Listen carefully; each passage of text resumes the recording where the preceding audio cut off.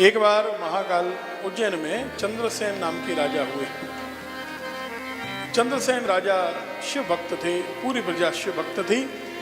धीरे धीरे समृद्धि बढ़ने लगी उज्जैन में। आसपास के राजाओं को लगा कि उज्जैन में तो बहुत धन है। सबने मिलकर सेना बटोर कर उज्जैन पर आक्रमण कर दिया। चारों ओर से उज्जैन को घेर लिया गया है। उस समय राजा चंद्रसेन प्रजा को साथ में लेकर महाकालेश्वर की शरण में गए हैं।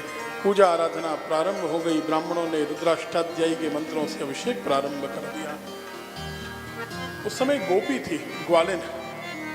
वो अपने छोटे से बच्चे को लेकर, 5 वर्ष का बच्चा था, श्रीकर नाम था, उसे लेकर महाकालेश्वर की पूजा देखने के लिए, शिव की पूजा देखने के लिए आई।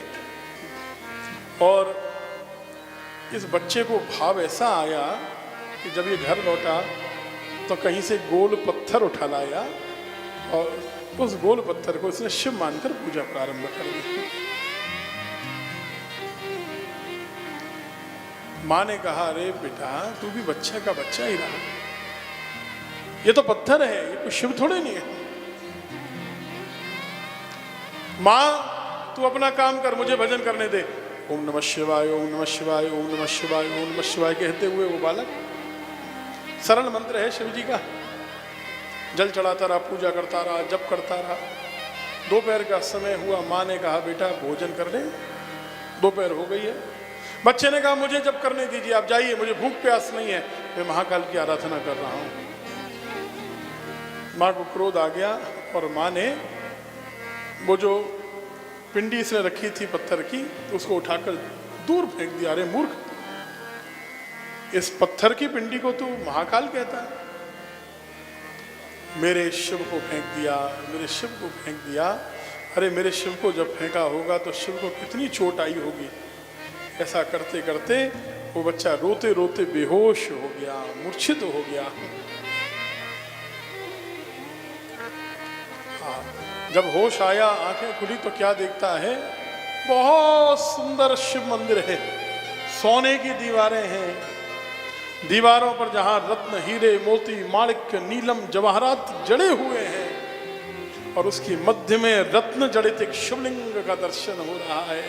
बोलिए महाकालेश्वर महादेव की जय। दौड़ा दौड़ा गया, मां देख, तूने मेरे जिस शिव को फेंक दिया था पत्थर समझकर, वो शिव तो अब रत्न जड़ित शिवलिंग हो गए हैं। मां रोने लगी, शिव से क्षमा मांगने लगी। समाचार पूरी नगरी में फैला। अब तो राजा चंद्रसेन भी आए, ब्राह्मण भी आए, प्रजा भी दर्शन करने आने लगी।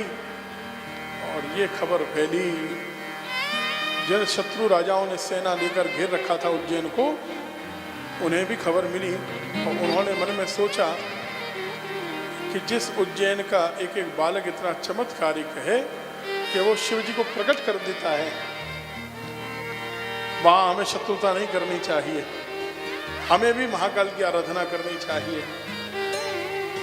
वे सारे राजा मित्र बनकर शत्रुता छोड़कर शरण में आए और उन सब ने भी राजा चंद्रसेन से मित्रता कर ली और महाकालेश्वर भगवान की आराधना की है। उस समय सुनिए, एक बहुत बड़ा रहस्य आपको बताते हैं। हनुमान जी प्रकट हुए।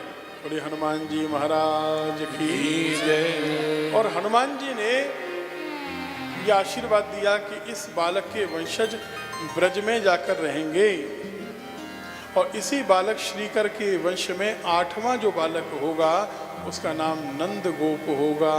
और उस नंद के घर में भगवान शंकर के आशीर्वाद से भगवान कृष्ण कन्हैया लाल के रूप में प्रकट होकर पधारे। कहाँ महाकालेश्वर, कहाँ देखो कन्हैया की कथा जुड़ी हुई है।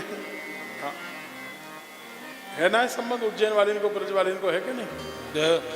हाँ, तो महाकालेश्वर से नंद बाबा के पूर्वज आए। अब ये तो शिव पुराण में स्पष्ट लिखा ही हुआ है। और शिवजी के आशीर्वाद से भगवान कृष्ण प्रकट हुए। जो महाकालेश्वर की आराधना करता है उसे माँ के गर्भ में पुनः नहीं जाना पड़ता, अर्थात उसका मोक्ष हो जाता है।